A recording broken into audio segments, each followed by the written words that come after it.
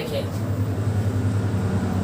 3.1 exercise हम लोग पढ़ रहे हैं और 3.1 एक्सरसाइज के पिछले क्लास में टाइप 4 के प्रश्नों को देखे थे, अच्छा से बनाना सीखे। आज की क्लास में हम लोग एक्सरसाइज 3.1 के टाइप 5 के प्रश्नों को देखेंगे और टाइप 5 के प्रश्न शुरू होता है प्रश्न संख्या 26 से। 26 नंबर प्रश्न में क्या कहा गया है? कक्षा 10, इसको 10 हम लोग पढ़ते हैं, रोमन में यह 10 लिखा हुआ है। कक्षा 10 के 10 विद्यार्थियों ने एक गणित की पहेली प्रतियोगिता में भाग लिया। कक्षा 10 में से 10 विद्यार्थी निकल करके पहेली की एक प्रतियोगिता हो रहा था, क्विज हो रहा था। उस क्विज में 10 विद्यार्थी भाग लिए। यदि लड़कियों की संख्या लड़कों की संख्या से 4 अधिक, जो कुल 10 विद्यार्थी भाग लिए, उन 10 विद्यार्थियों में कहा गया कि लड़कियों की संख्या लड़कों की संख्या से 4 अधिक है। लड़की 4 को ज्यादा है, किससे? लड़कों की संख्या से। प्रतियोगिता में भाग लिए गए लड़कों एवं लड़कियों की संख्या ज्ञात करें। अब लड़का की संख्या और लड़की की संख्या अलग अलग बताना है कि कितना लड़का है और कितने लड़की है। जितना लड़का होगा उससे 4 अधिक लड़कियां होगी प्रश्न के अनुसार। अब देखिए हम लोग बनाते हैं इसे। लड़का और लड़कियों की संख्या निकालने के लिए लिखेंगे, माना लड़कों की संख्या बराबर x, लड़कियों की संख्या मान लेंगे y। लड़कियों की संख्या बराबर y। अब x लड़का है, y लड़की है, और इन दोनों को मिला करके कितना विद्यार्थी है? 10। कह रहे हैं ना कि 10 विद्यार्थियों ने भाग लिया। अब प्रश्न के अनुसार से हम लोग देखेंगे, प्रश्न से x + y बराबर 10। x लड़का की संख्या, y लड़की की संख्या और दोनों जोड़ करके कुल विद्यार्थी 10। इससे बनाएंगे समीकरण 1। अब आगे की भाषा को पढ़ करके देखते हैं। कहता है लड़कियों की संख्या लड़कों की संख्या से 4 अधिक है, तो लड़की की संख्या किसे माने हम लोग? y ना। देखिए ये लड़का के संख्या और ये लड़की की संख्या, आई लड़की की संख्या y जो है लड़का के संख्या से 4 गो अधिक है। y x से 4 अधिक है और हम लोग को क्या करना होगा? दोनों को बराबर। तो दोनों को बराबर करने के लिए क्या करेंगे? ये 4 एकरा से ज्यादा है ना, तो इसमें से 4 कम कर देंगे। अब ये दोनों हो गया बराबर। या ऐसे भी कर सकते थे, x जो है y से 4 कम था तो इसमें 4 जोड़ देते, या जोड़ के बराबर करिए या नहीं तो घटा के बराबर। अभी y में से ही 4 घटा दिए तो अब देख रहे हैं कि x और y ये दोनों हो गया बराबर। अब यहाँ से हम लोग क्या करेंगे? y को उठा करके बराबर के पहले ले आए, तो इधर x है, माइनस में y आ जाएगा, अब बराबर के उधर माइनस का 4 बचेगा। ये हो जाएगा समीकरण 2। जो भाषा दिया गया था प्रश्न में, इन भाषा को पढ़ करके हम लोग 2 चर वाले 2 गो रैखिक समीकरण बना लिए। अब लड़का और लड़की की संख्या निकालने के लिए इन दोनों समीकरण को क्या करेंगे?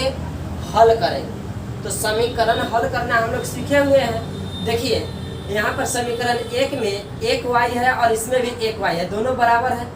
यहाँ एगो x था, यहाँ भी एगो x है, यह भी बराबर है। यदि x को हम लोग लेकर के चलेंगे, काटना होगा तो घटाना पड़ेगा, y को लेकर के चलते हैं तो जोड़ना पड़ेगा। तो अब हम लोग लिखेंगे कैसे? समीकरण 1 प्लस समीकरण 2 से 1 और 2 को जोड़ने पर, तो अब जोड़ेंगे x + y बराबर 10, x - y बराबर -4। जोड़ने के क्रम में प्लस y से माइनस y कटेगा, x और x जोड़ने से 2x होगा। अब बराबर के बाद 10 में से 4 घट के 6 होगा, 2 से कटेगा 6 3 बार में, x बराबर हो गया कितना? 3। फिर x के मान को क्या करेंगे? समीकरण 1 में रख लेंगे। अब लिखेंगे यहाँ से समीकरण 1 में x का मान रखने पर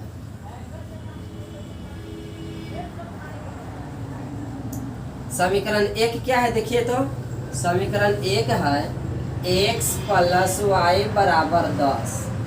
x का मान कितना आया है 3, 3 प्लस वाई बराबर 10, तो y बराबर 10, आई 3 उधर जाके माइनस हो जाएगा 3, y बराबर आ गया 7। अब हम लोग यहाँ से क्या देख लिए, x का मान आया 3, y का मान आया 7।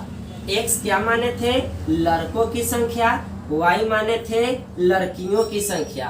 x का जो मान आया 3, यह लड़का की संख्या ज्ञात हो गया, और y का मान आया 7, यह लड़की की संख्या ज्ञात हो गया। नीचे लिख लेंगे, नीचे नहीं दिखेगा, इधर देखिए आप लोग नीचे लिखेंगे, इसलिए लड़कों की संख्या बराबर लड़कों के संख्या बराबर 3 और लड़कियों की संख्या बराबर 7। यह हम लोग का आंसर प्राप्त हो गया। कोई दिक्कत समझ गए ना? चलिए नोट करिए।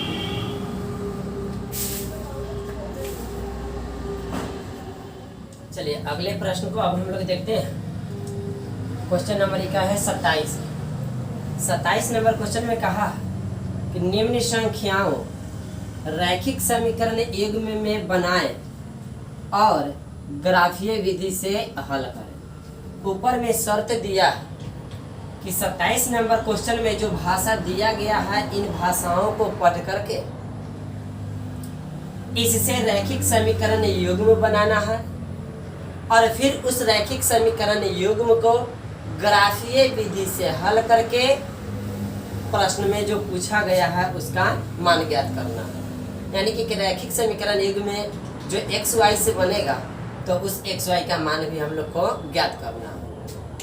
तो अब हम लोग क्वेश्चन यहाँ से पढ़ते हैं।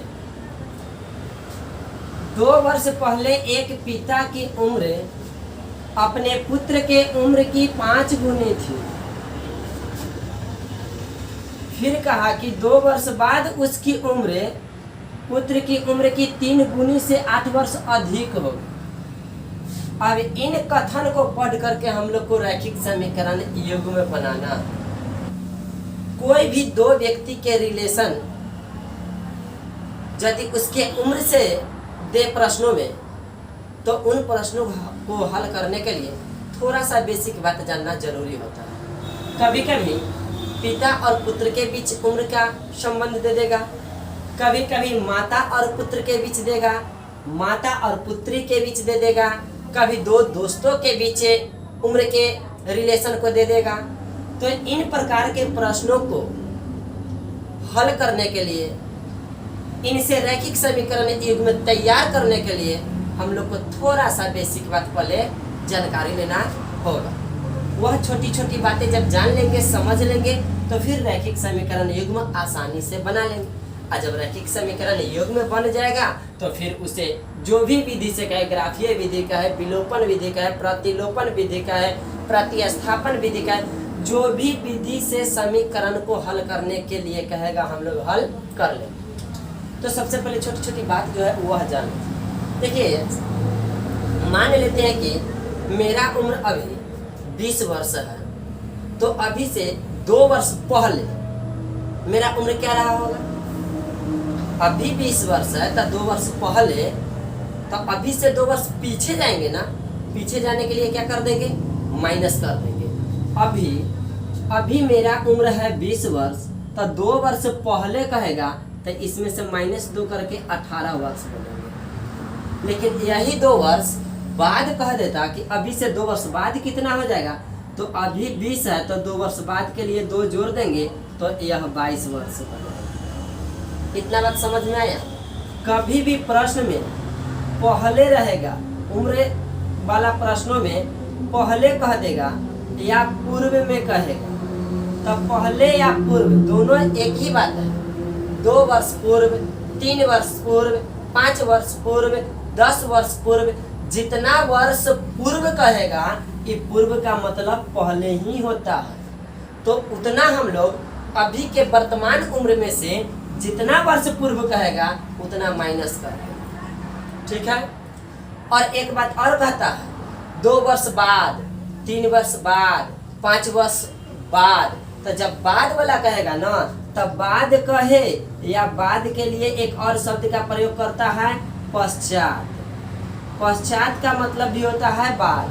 तो पश्चात जब भी कहेगा तो हम लोग क्या समझ लेंगे, अभी के उम्र से उतने वर्ष बाद की बात कर रहा है। तो बाद जाने के लिए जितने वर्ष कहेगा उतने वर्ष हम लोग जोड़ देंगे। किसमें जोड़ेंगे, अभी का जो वर्तमान उम्र होगा उस उम्र में जोड़ देंगे। अब मान लीजिए कि आपका उम्र अभी वर्तमान में है 25 वर्ष, अभी आपका उम्र 25 वर्ष है।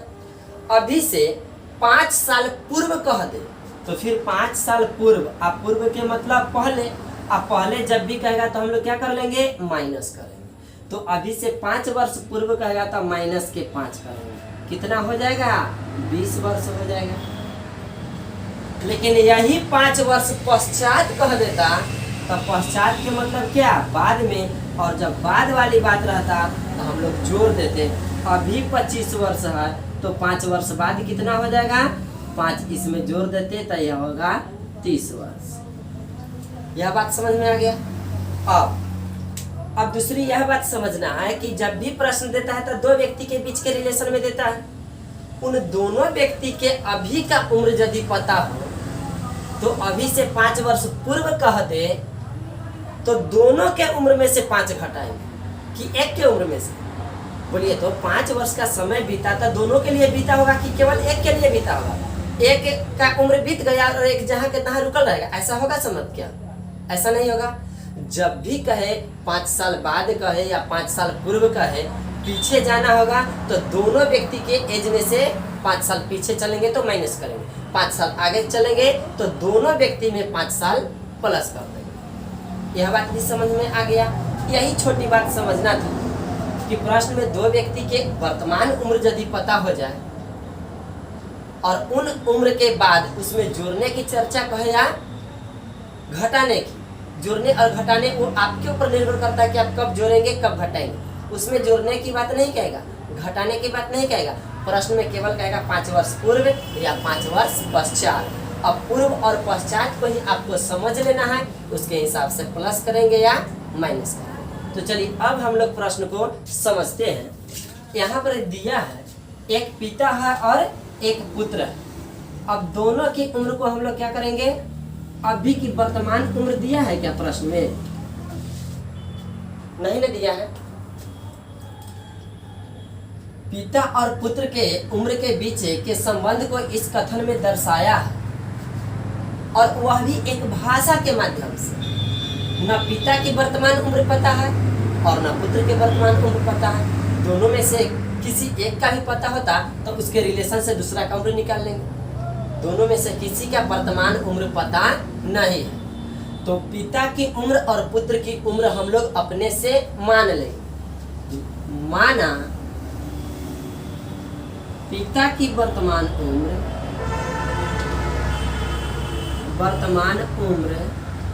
बराबर x वर्ष और पुत्र की वर्तमान उम्र मान लेंगे तो पुत्र की वर्तमान उम्र बराबर y वर्ष। दोनों की उम्र हम लोग अभी के वर्तमान समय में जो दोनों का उम्र होगा वह मान लें।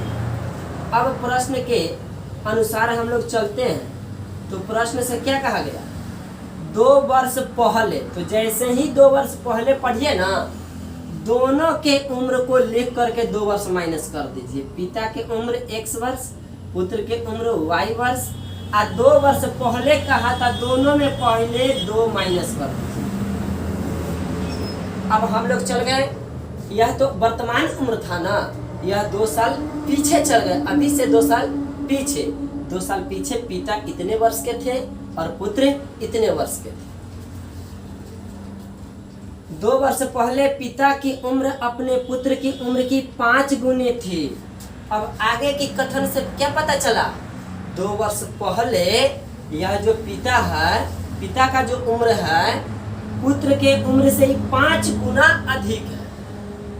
कौन अधिक है? पिता के उम्र ना। किसके उम्र से? पुत्र के उम्र से 5 गुना अधिक है, ये अधिक है। तब पुत्र पिता के उम्र का 1/5वां हिस्सा जो आएगा वह उम्र में पुत्र है। यहाँ से समझ रहे हैं ना कि इसका 5 गुना है, तो इसके उम्र का 1/5वां हिस्सा जो होगा वही होगा क्या? पुत्र। यहाँ से हम लोग दोनों के उम्र को यदि बराबर करना चाहेंगे कि जितना वर्ष के पिता है उतना ही वर्ष के पुत्र को भी बना दें, तो इसमें हम लोग को क्या करना होगा? 5 से गुना कर देना। पुत्र के उम्र में 5 से गुना कर देना होगा। तो यह क्या प्राप्त हो जाएगा? गुना करने के बाद ये हो जाएगा x - 2 बराबर y को 5 से गुना करेंगे 5y और -5 दूना 10। अब यह पिता की उम्र और पुत्र की उम्र दोनों आपस में बराबर हो गए। जब बराबर कर लिए तब अब यहाँ से समीकरण कैसे तैयार करेंगे? चर राशि जो है y वाला उसको इधर ले आएंगे, अचर राशि में जो 2 है इसको उधर ले चलेंगे। क्या यहाँ से लिखेंगे x और ये माइनस का आएगा 5y, अब बराबर के उधर बच गया -10 और इधर से 2 जाएगा तब +2 हो जाएगा। x माइनस का 5y, अब बराबर के उधर 2 में से 10 माइनस हो जाएगा तब -8 होगा। यह प्राप्त हो गया समीकरण 1। यहाँ तक कोई दिक्कत समझ में आ गया अच्छी से? अब देखिए आगे की कथन को पढ़ते हैं। आगे कहा गया कि 2 वर्ष के बाद, अब 2 वर्ष बाद बोला ना, तब फिर से अब आगे देखिए हम लोग क्या करते हैं। फिर 2 वर्ष बाद कहा तब पिता के उम्र लिख लेते हैं और पुत्र के उम्र लिख लेते हैं। और दोनों में 2 वर्ष बाद कहा तो 2 जोड़ दीजिए। इतना काम तो पहले कर लीजिए। जितना वर्ष पहले कहेगा वह काम बाद में कहेगा, वह काम पहले कर लीजिए इसको। अब कथन में क्या कहा गया कि उसकी उम्र 2 वर्ष बाद उसकी उम्र मतलब किसकी उम्र? पिता की उम्र पुत्र की उम्र की 3 गुनी से 8 वर्ष अधिक हो गया। अब जो पिता की उम्र है यह पुत्र के उम्र के 3 गुना हुआ और 3 गुना से भी 8 वर्ष अधिक हो गया। अब यहाँ से हम लोग बराबर करने की कोशिश करेंगे। तो क्या करेंगे? पुत्र के उम्र में पहले 3 से गुना किए, पुत्र के उम्र के 3 गुना और 3 गुना से भी 8 वर्ष ज्यादा, तब पुत्र के उम्र को 3 गुना कर दिए। अभी ई बराबर नहीं हुआ, अभी भी इससे ई 8 वर्ष अधिक ही है। अब बराबर करने के लिए इसमें 8 और प्लस कर देंगे तो अब यह दोनों फ्रैक्शन बराबर हो। अब हम कह सकते हैं कि पिता की उम्र और ये पुत्र की उम्र दोनों बराबर। बराबर क्यों किए? समीकरण युग्म तैयार करने के लिए। तो अब यहाँ से हम लोग सॉल्यूशन करेंगे। x + 2 बराबर 3 को y से गुना करेंगे 3y और 3 को 2 से गुना करेंगे +6 और प्लस के इधर में है ये 8। अब क्या होगा? यहाँ से आगे बढ़ेंगे तो x का x ई वाला माइनस इधर आ जाएगा तब माइनस का हो गया 3y। अब बराबर के उधर देखिए ये दोनों डिजिट है ना और दोनों प्लस में है। 8 और 6 14 और इधर जो 2 प्लस में था उधर जाएगा तब माइनस में हो जाएगा 2। प्राप्त हो जाएगा x - 3y बराबर 14 में से 2 घटेगा 12 और इसे कर लेंगे समीकरण 2। पूरा बात प्रश्न को पढ़ करके समीकरण युग्म बनाना था। एक समीकरण इधर बना लिए, दूसरा समीकरण इधर बना लिए। समीकरण 1 समीकरण 2 प्राप्त हो गया। अब आगे क्या कहा है? समीकरण युग्म बनाए तो यह तो बना लिए। आगे कहा गया था कि उसे ग्राफीय विधि से हल करें। अब ग्राफीय विधि से हम लोग हल करना सीख लिए। यहाँ बोर्ड पे ग्राफ बनाना थोड़ा सा असुविधा हो जाता है, सही जगह उसका बिंदु नहीं बन पाता और सही जगह बिंदु नहीं बन पाएगा तो फिर x और y का मान सही से नहीं ज्ञात होगा। तो इसके आगे की काम हम लोग ग्राफ के कॉपी में कर लेंगे। पूरा अच्छा से सीखे ना ग्राफ बनाना। ग्राफ बनाना तो आ गया है। अब समीकरण 1 से और समीकरण 2 से दोनों से 2 बॉक्स तैयार करेंगे और उन बॉक्स के आधार पे हम लोग ग्राफ खींचेंगे और ग्राफ खींचने के बाद दोनों ग्राफ की रेखाएं जो होगी एक निश्चित बिंदु पर कहीं ना कहीं कट जाएगी। जिस बिंदु पर कटेगी इस बिंदु का नियामक कुछ ना कुछ होगा, एक्स और वाई के रूप में होगा। अब वहां से क्या कर लेंगे हम लोग, एक्स का जो मान आएगा वह पिता की उम्र हो जाएगा और वाई का जो मान आएगा वो पुत्र की उम्र हो जाएगा। चलिए इतना नोट कर लीजिए।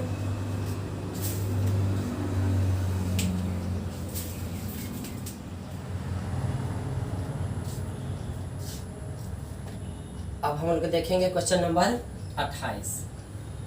28 नंबर क्वेश्चन थोड़ा बड़ा सा है, भाषा इसका जो तैयार किया गया थोड़ा बड़ा हो गया। इसकी भाषा को पढ़ेंगे, आराम से धीरे धीरे से पढ़ेंगे, एक एक बातों पर फोकस करते हुए समझने की कोशिश करें और फिर जब समझ जाएंगे तब हम लोग समीकरण बनाएंगे। चलिए पढ़ते हैं। कहा गया कि चंपा एक बिक्री की दुकान में पैंट और स्कर्ट खरीदने गई। चंपा नाम की कोई लड़की है, वह एक कपड़े की दुकान में पैंट और स्कर्ट खरीदने के लिए गई। अभी तक कुछ नहीं कहा गया, केवल एक लड़की कपड़ा के दुकान में गई। आगे, जब उसकी सहेली ने उससे पूछा कि उसने प्रत्येक की कितनी संख्या खरीदी। प्रत्येक की बोले तो पैंट की और स्कर्ट की कितनी संख्या खरीदी। चंपा से उसकी सहेली पूछी कि आप कितने पैंट खरीदे और कितने स्कर्ट खरीदे। प्रत्येक की कितनी संख्या खरीदी मतलब यही ना हुआ, कितने पैंट खरीदे और कितने शर्ट खरीदे।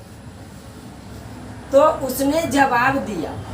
देखिए यहाँ से लेके यहाँ तक की प्रश्न पढ़े, इससे भी समीकरण को कोई ताल्लुक नहीं। एक कहानी बताया गया। चंपा नाम की कोई लड़की है, कपड़ा के दुकान में गई है, कुछ कपड़ा खरीदी है।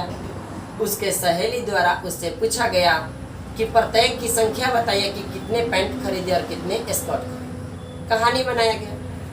अब आगे चंपा के द्वारा जो जवाब दिया गया वह जवाब देखिए। उसके द्वारा खरीदी गई स्कर्ट की संख्या पैंट की संख्या की 2 गुनी से 2 कम है। अब यहाँ तक में एक समीकरण हम लोग बनाएंगे। चंपा के द्वारा दिए गए जवाब से एक समीकरण तैयार हुआ। उसने जवाब में क्या दिया कि स्कर्ट की संख्या पैंट की संख्या के 2 गुनी से 2 कम। अब यहाँ से हम लोग समीकरण कैसे बनाएंगे अभी तक पता नहीं है। ये बुझौती है, बुझौती में बता रहा है कि इसकी संख्या उसके दुगना से 2 कम है। फिर आगे कह रही है और स्कर्ट की संख्या पैंटों की संख्या की 4 गुनी से 4 कम है। दूसरा बात में भी वैसी उसी बात को फिर से नचा करके बता दिया। पहले भी बताई कि स्कर्ट की संख्या पैंट की संख्या के 2 गुनी से 2 कम है और फिर आगे बताए कि स्कर्ट की संख्या पैंट की संख्या की 4 गुनी से 4 कम। एक ही बात को 2 रूप में बताए, बुझौती है अभी तक। तो चंपा द्वारा खरीदी गई पैंटों और स्कर्ट की संख्या ज्ञात करें। किसी की संख्या पता नहीं है, मान लेंगे हम। माना स्कर्ट की संख्या बराबर x और पैंटों की संख्या बराबर y। दोनों मान लिए, स्कर्ट की संख्या x मान लिए और पैंट की संख्या y मान। अब प्रश्न से हम लोग क्या देखते हैं। प्रश्न में कहा गया कि स्कर्ट की संख्या पैंट की संख्या की 2 गुनी से 2 कम। स्कर्ट की संख्या x जो है, पैंट की संख्या y जो है, ये x जो है यह इसकी संख्या के दुगना से 2 कम। तो यह दोनों बराबर कैसे होगा, तो इसमें 2 से गुना कर देंगे। स्कर्ट की संख्या जो है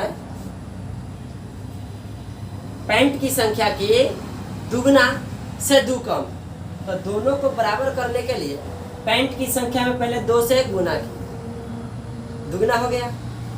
अब क्या हुआ कि अब दुगना करने के बाद भी ई पता चला कि ई 2 कम है और ई 2 ज्यादा। स्कॉट ना 2 कम है, स्कॉट के बारे में कहा है ना कि स्कॉट की संख्या पैंटों की संख्या की 2 गुनी, तब पैंट की संख्या के दुगना किए।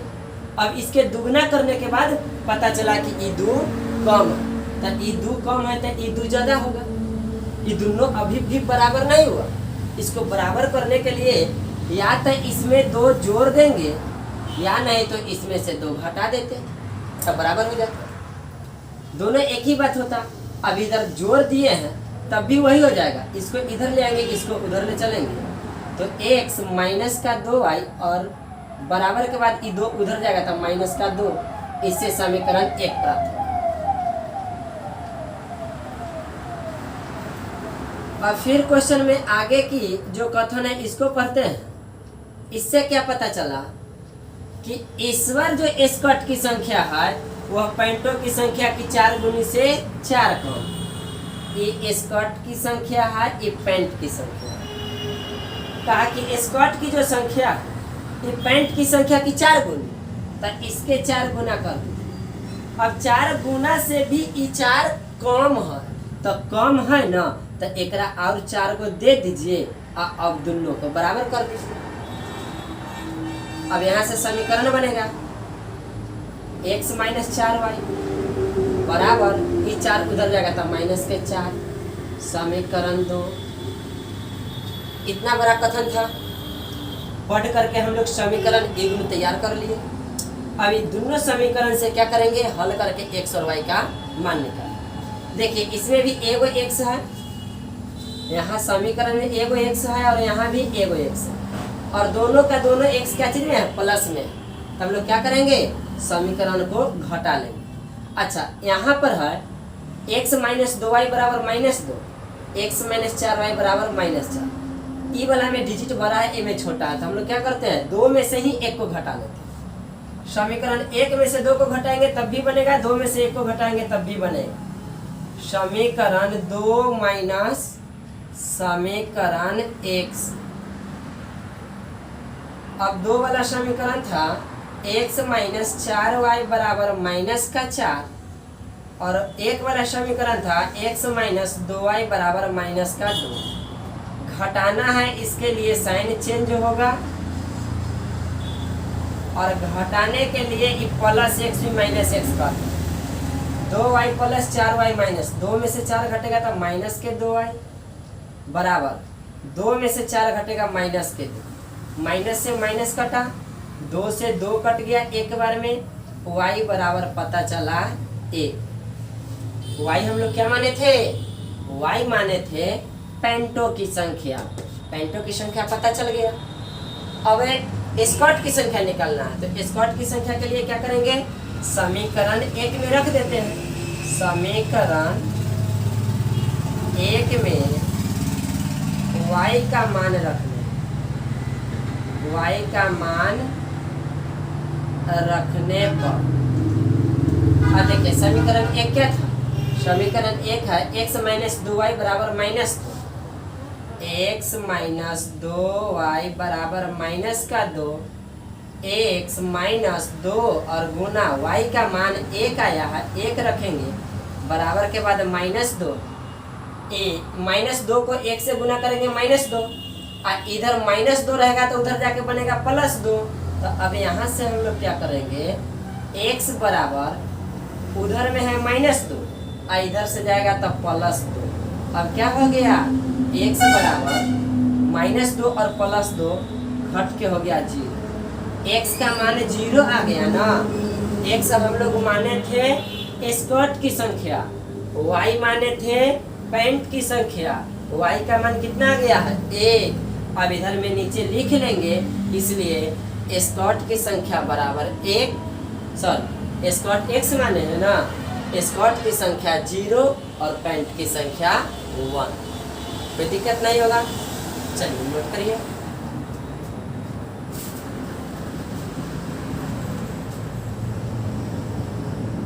चलिए अब क्वेश्चन नंबर 29 हम लोग देखते हैं। 29 नंबर क्वेश्चन में कहा गया कि प्रियंका ने 9 रुपए में 2 पेंसिल और 3 रबर खरीदे। 2 पेंसिल और 3 रबर का मूल्य प्रियंका कितना चुकाए? 9 रुपए। फिर कहता है कि सईदा ने 5 रुपए में 1 पेंसिल और 2 रबर खरीदे। 1 पेंसिल और 2 रबर कितने रुपए में? 5 रुपए में खरीदी। तो कहा गया कि 1 पेंसिल और 1 रबर का मूल्य ज्ञात। तो देखिए, मान लेंगे हम लोग, माना 1 पेंसिल और 1 रबर, माना 1 पेंसिल का मूल्य बराबर 100 रुपया और 1 रबर का मूल्य बराबर y। अब देखिए, 1 पेंसिल का मूल्य 100 रुपया था, 2 पेंसिल का 2x, 3 पेंसिल का मूल्य 3x, 4 पेंसिल का मूल्य 4x, 5 पेंसिल का मूल्य 5x। इस तरह से क्या दिख रहा है? जितने पेंसिल उतना में x से गुना। ठीक है। उसी तरह से 1 रबर का मूल्य y रुपया था, 2 रबर का मूल्य 2y रुपया, 3 रबर का मूल्य 3y रुपया, 5 रबर का मूल्य 5y रुपया, 10 रबर का मूल्य 10y रुपया। 1 रबर के मूल्य से जितने रबर की संख्या होगी उसमें गुना कर देंगे, टोटल रबर का मूल्य हम लोग को पता चलेगा। अब हम लोग प्रश्न के हिसाब से देखते हैं। प्रश्न से क्या कहा गया? प्रियंका ने 9 रुपया में 2 पेंसिल और 3 रबर खरीदे। पेंसिल कितनी? 2। रबर कितनी? 3। अच्छा, 1 पेंसिल का मूल्य 100 रुपया, तो 2 पेंसिल का मूल्य 2x रुपया। 1 रबर का मूल्य y रुपया, तो 3 रबर का मूल्य 3y रुपया। तो पेंसिल और रबर और दोनों मूल्य को जोड़ करके प्रियंका कितना दी? 9 रुपया। तो 9 रुपये में खरीदी। समीकरण 1 कंप्लीट। अब सईदा के द्वारा खरीदी गई 1 पेंसिल और 2 रबर। अब आगे हम लोग सईदा के द्वारा देख रहे हैं कि 1 पेंसिल खरीदी, तो 1 पेंसिल का मूल्य 100 रुपया और 2 रबर खरीदी। 1 रबर का मूल्य y रुपया था, 2 रबर का 2y। और इस तरह से यह दुकानदार को कितने रुपए दी? 5 रुपये। यह 5 रुपये में इतनी सामान खरीदी। यहाँ से हम लोग को पता चल गया समीकरण 2। अब समीकरण 1 और समीकरण 2 को हल करेंगे, x y का मान निकाल लेंगे, 1 पेंसिल 1 रबर का मूल्य पता चल जाएगा। चलिए हम लोग हल भी कर लेते हैं। समीकरण 1 में देखते हैं कि 2x है और नीचे वाला में 1 ही x है। इसमें 2 से गुना कर देंगे, दोनों बराबर हो जाएगा। समीकरण 2 में 2 से गुना कर समीकरण 1 से घटाने। समीकरण 1 में तो गुना करना है नहीं, इसको जो के त्यों लिख लीजिए। समीकरण 1 को जैसे के तैसे लिख लिए। समीकरण 2 में हम लोग को गुना करना है 2 से, तो x में 2 से गुना करेंगे 2x प्लस 2 में 2 से गुना करेंगे 4y बराबर 5 को 2 से गुना करेंगे 10। और घटाना है तो minus minus minus, sign change होता है घटाने में। 2x से 2x कट गया, प्लस माइनस 3y में से 4y घटेगा तो माइनस का 1y, और 9 में से 10 घटेगा तो माइनस का 1 होगा। माइनस से माइनस कट गया, y का मान पता चल गया 1। और y के मान हम लोग समीकरण 1 में रख देंगे तो x का मान आ जाएगा। समीकरण 1 में y का मान रखने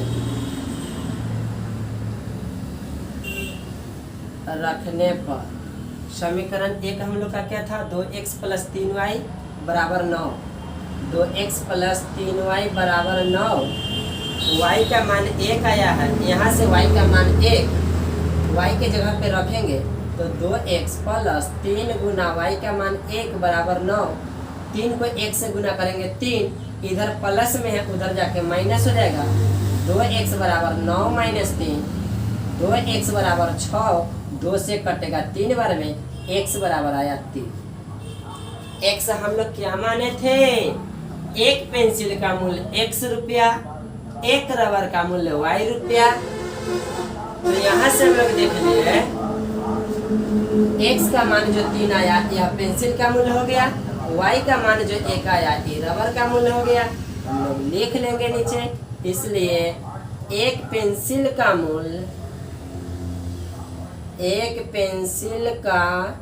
मूल्य बराबर 3 रुपया और एक रबर का मूल्य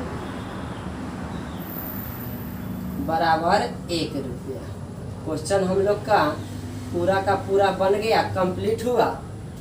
और इस तरह से हम लोग आज एक्सरसाइज 3.1 को पूरा कंप्लीट कर लें।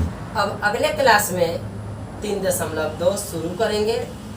पहले एक्सरसाइज शुरू करने से पहले कुछ बेसिक जानकारी बताएंगे और उसके बाद हम लोग फिर एक्सरसाइज 3.2 पे आएंगे, प्रश्न को फिर आगे हल करना सीखेंगे।